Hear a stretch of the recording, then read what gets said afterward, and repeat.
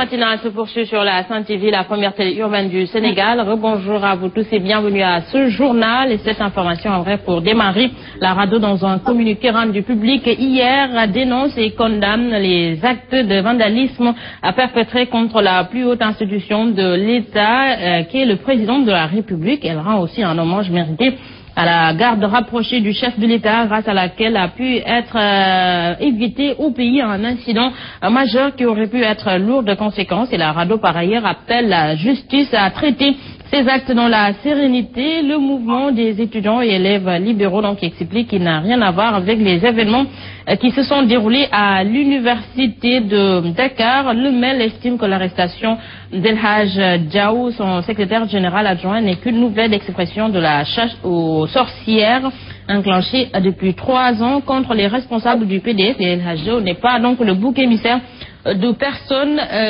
lui que l'on veut tenir pour responsable des incidents survenus vendredi à l'université Cheikh Anta Diop de Dakar, se désole le MEL.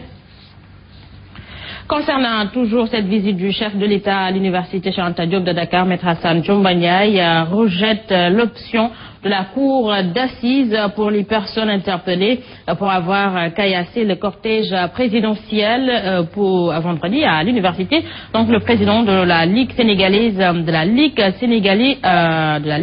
plutôt des droits de l'homme, reste convaincu que ces dernières n'avaient nullement l'intention d'attenter à la vie de Macky Sall. Tout de même, leur comportement est répréhensible au vu de la loi qui, selon Maître Hassan Djomba Ndiaye, peut requalifier les faits pour faire comprendre à tout le monde que le président de la République en tant qu'institution mérite respect et protection. Maître Hassan Djomba Ndiaye est ici joint au téléphone par Fabestiba. Voilà, donc l'élément n'est pas en place, certainement. Vous l'avez suivi dans nos éditions précédentes. L'avis des ressortissants sénégalais vivant au Gabon vacille entre détention arbitraire, expulsion, voire même assassinat à moins d'un mois d'intervalle. Des dizaines d'entre eux ont été raflés et embarqués 2 fois vers une destination inconnue sans aucune protestation de l'État. Et la plupart de ces Sénégalais vivent dans des conditions épouvantables et sont sans protection du fait de l'absence de politique migratoire. Et selon Horizon Sans Frontières, ce dossier donc est confié à trois structures différentes qui s'effrient le chignon.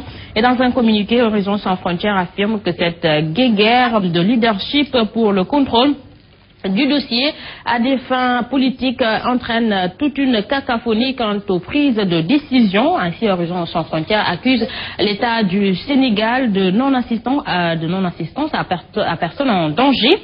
Par ailleurs, il annonce dans un communiqué qu'une plainte sera déposée au niveau de l'ONU contre le Gabon pour violation et torture de migrants sur son territoire dans les jours à venir. Direction le sud du pays, où 2 pêcheurs du village de Bouno, dans le sud-est, sont portés disparus sur les 3 qui avaient pris place à bord d'une pirogue hier en fin d'après-midi. Des sources concordantes parmi les villageois rapportent que c'est le plus jeune qui a fait une chute dans l'eau et le plus âgé, répondant au nom de Kekoyo Dramé, a plongé pour le repêcher. Les recherches entreprises par les éléments des sapeurs-pompiers n'ont rien donné jusqu'à présent, avec une forte pluie qui s'en est suivie juste après l'espoir de les retrouver vivants et donc au perdu, rapporte Ibrahima Diallo, notre correspondant à Sédhiou. Nous restons toujours à Sédhiou, où la coupe illicite de bois à outrance est en pleine expansion. En une semaine, près de 10 000 troncs de plusieurs espèces sont découvertes entassés dans les carrières qui font office de dépôt grâce à la diligence d'écologistes mobilisés par Ali Haïdar pour accompagner la politique du chef de l'État de mettre fin à ce fléau des complicités qui auraient des ramifications jusque dans les sphères les plus élevées de l'État sans identifier comme facteur encourageant. Ce phénomène donc est l'objet de ce dossier signé Ibrahima Diallo. De bois est pratiqué à une proportion inquiétante, surtout dans le département de Bounkiling. En l'espace d'une semaine, près de 10 000 troncs de plusieurs espèces sont découverts dans plusieurs sites par des écologistes de l'association des volontaires pour pour la protection de l'environnement dirigé par Mamadou Diallo de Diallo-Kounda. Face à cette découverte qui en dit long sur l'ampleur de la coupe illicite de bois, Ali Haïdar, fervent défenseur de l'environnement, a exprimé son inquiétude face à ce qu'il qualifie de crime organisé. Le patron des écologistes du Sénégal accuse par ailleurs des exploitants forestiers véreux d'être de connivence avec des Chinois basés en Gambie pour réduire nos forêts en clairière. Alors c'est un vaste trafic où on paye un permis pour couper du bois de chauffe. En bas du camion, on met des grumes, comme ceux que vous voyez. On les cache avec du bois de chauffe en haut et quand on traverse le poste de contrôle, c'est ni vu ni connu. Il est connu que des Chinois installés en Gambie donnent pour chaque 30 troncs comme cela, livrés, ils donnent une moto Jakarta. Donc c'est connu, ils sont en commande de 7000 conteneurs de 40 pieds. Ici, nous avons en valeur à peu près 7-8 conteneurs. Imaginez 7000 conteneurs comme ça qui sont en commande. Autorisé à couper seulement un équivalent de 3 camions dans la zone du Pakao, un dépôt de plus de 60 camions est découvert il y a de cela un mois à la grande déception de Mohamed Sissé, maire de la commune de Djanaba. J'étais vraiment surpris par rapport au bois que j'ai trouvé sur le terrain. Parce que les autorisations préalables que nous faisons ne passent pas de charge. Constat que nous avons fait, le nombre de camions que nous avons trouvés sur place, ça fait plus de 50 camions. Habib Léon Ndiaye, gouverneur de la région de Sédhiou, investi de la mission de donner corps à la volonté du chef de l'État de mettre fin à ce fléau, engage la responsabilité des services déconcentrés et celle des communautés. Vous aurez remarqué que dans la zone de Bunkiling, il y a un trafic énorme donc de bois. Il appartient donc à tout un chacun de lutter contre cela et le chef de l'État en premier a engagé les forces de sécurité, l'administration forestière, les autorités administratives, les élus locaux à travailler en synergie pour lutter contre ce phénomène de trafic illicite. Pour l'instant, à le risque et péril, des écologistes membres de l'association des volontaires pour la protection de l'environnement semblent plus présents que les forestiers dans la découverte et dans la dénonciation de dépôts clandestins de troncs d'arbres. Ndiawarwad est l'un d'entre eux. Dans le cadre de notre travail, nous rencontrons d'énormes difficultés. Parce que moi qui vous parle aujourd'hui, à certains villages, je n'ose pas y arriver. Si j'arrive là-bas, on me bastonne ou on me frappe. Même si colonel Moussa Dramé, inspecteur régional des eaux et forêts de Sédhiou, a pris l'engagement de traquer les braconniers jusque dans leur dernier retranchement, de l'avis de plusieurs observateurs, pour une lutte efficace contre certains exploitants forestiers, l'État, à travers ses services de renseignement, devra aller dans le sens de couper les liens de la complicité qui auraient des ramifications jusque dans le palais présidentiel. Merci à Ibrahim Diallo. Retour dans la capitale pour reparler de l'affectation du docteur Mbaye Paye qui continue de faire couler de la salive. Le comité de gestion du centre de santé est monté au créneau pour dénoncer cette décision du maire de Hann Bel-Air. Ainsi, Dame Faye demande à l'édile de Hann Bel-Air d'apporter les preuves de ces accusations. À défaut, il va porter plainte contre lui. Dame Faye est ici avec notre reporter. Défions. Moi, en tant que président du comité de santé, si ce qu'il dit s'avère, il n'a qu'à porter plainte. Et s'il ne le fait pas, nous, on va porter plainte devant la justice. On n'exclut pas d'organiser une marche dans les prochains jours et assurer la mairie pour que la lumière soit faite. Et nous exigeons qu'un audit soit fait au niveau du centre de santé. Il ne se soucie pas du problème des populations parce que Dr Mbaye Paye règle le problème des populations de Hann. L'autre aspect, c'est politique. Parce que il croit que Dr Mbaye Paye est complice avec le comité. On a de très bonnes relations. Donc il va le destituer et il va mettre son équipe. Il a fait une réunion pour dire à des jeunes, il faut qu'on destitue ces gens-là pour qu'au moins je vous trouve du travail. Retard des salaires des collectivités locales. Le ministre de la Gouvernance locale rassure. Abdoulaye Diouf Sarr estime que tout va rentrer dans l'ordre après la phase d'évaluation de l'acte 3 de la décentralisation. Abdoulaye Diouf Sarr ici avec Lady Médan. Prendre en charge effectivement leur situation. Il faut absolument s'en occuper. Et aujourd'hui, l'évaluation qui est en cours aura une fenêtre extrêmement importante qui sera consacrée au social et à la prise en charge des problèmes posés au niveau des salaires. L'évaluation qui est en cours, qui doit être une évaluation extrêmement rapide, ne croyez pas que l'évaluation va tirer effectivement en longueur.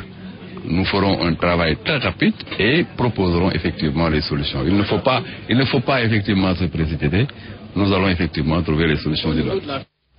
Voilà, Abdoulaye Diouf prenait part hier à l'atelier d'évaluation de l'acte 3 de la décentralisation, un atelier de 3 jours organisé par l'Association des maires du Sénégal qui veut ainsi se pencher sur les problèmes qui posent plutôt sur l'applicabilité de la réforme territoriale un an après sa mise en œuvre. Ndeye Djimenda. Statut de l'élu local pas encore défini un an après l'acte 3 de la décentralisation, sans compter les nombreuses difficultés qui secouent les communes et les départements. D'abord les anciennes communautés rurales, qui étaient communautés rurales qui sont devenues communes. Les noms ont changé, mais en réalité, la difficulté majeure vient du fait que les charges ont augmenté alors que les recettes sont restées les mêmes.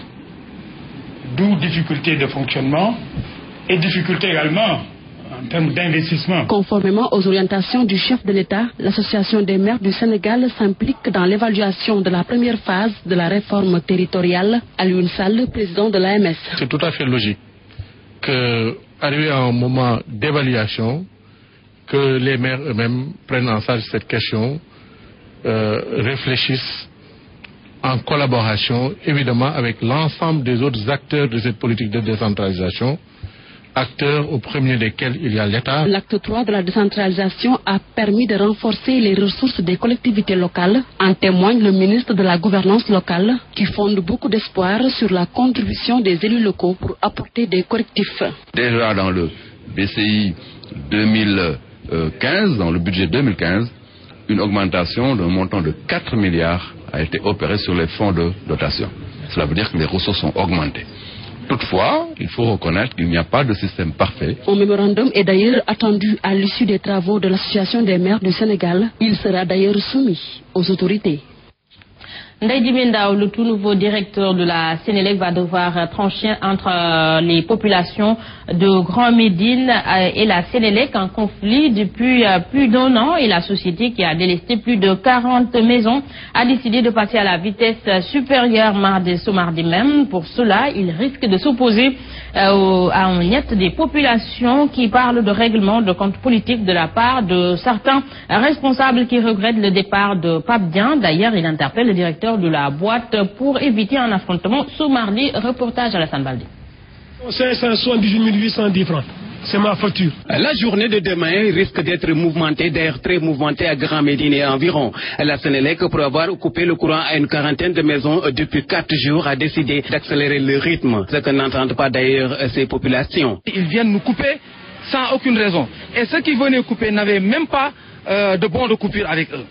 Mais si nous avons des gens qui sont Grand Médine, ils coupent les courants, ils coupent les gens, donc fait que les gens qui Grand Médine, ils ont des gens qui Si du côté de la Sénélec, on parle de défaut de paiement de certaines familles, les populations, elles parlent plutôt de règlement de compte politique. C'est qu'il y a une politique à l'intérieur de Sénélec même qui est en train d'être étalée. Parce qu'il se trouve que Moussa Dieye a des problèmes avec le départ de Pape Dieng parce qu'il n'est pas content le fait que Pape Dieng quitte la Sénélec. Actuellement, ils veulent nous faire sortir dans les rues pour saccager ou faire quoi que ce soit sur les bâtiments de Sénélec ou leur matériel. Nous refusons cela. Certains ont même reçu des factures de plus d'1 million de francs CFA à payer. Waaw, sama facture bi bi ma ko gisee barke dem dama tiit parce que am naa facture 1 578 820. dafa mel ni man usine laa yore sama kër te man yoruma usine kër laa yore. Devant le forcing de ces responsables de la Sénélec, les populations exigent une rencontre avec le tout nouveau directeur de la dite boîte. Nous avons l'accusé de réception aujourd'hui. Nous attendions de voir le ministre cette semaine-là. Et ils ont profité de cela pour venir couper le quartier. Des populations très en colère et qui ont décidé de se battre au prix même de leur vie. Voilà moom li ñu bëgg ñun dinañ ci dem ak moom ñun fekk ko Sénélec saccagé ko du dara ci ñun waa Grand Médine laa la wax nii moom nee na day indi ay policiers ñun ñu ngi koy xaar ci tali bi su boobaa su ñëwee suñu bakkan lañ ko tayle parce que ñun dund ak dee lañ yemale. C'est avec vous que nous refermons ce journal. À vous tous, merci de l'avoir suivi. Merci à toute l'équipe technique et l'équipe rédactionnelle qui ont participé à la réalisation. L'info en continue sur la Sen TV, la première télé urbaine du Sénégal. 7h30, Mamba Ndiaye, Ahmed Aïdara vous retrouve pour la revue des titres en Wolof. 7h45, c'est le journal. Et tout de suite, restez en compagnie de 5 coachs qui s'installent dans Sen Gym. Quant à moi, je vous donne rendez-vous à 13h pour le flash d'information. Bon réveil matinal à tous et bonne journée.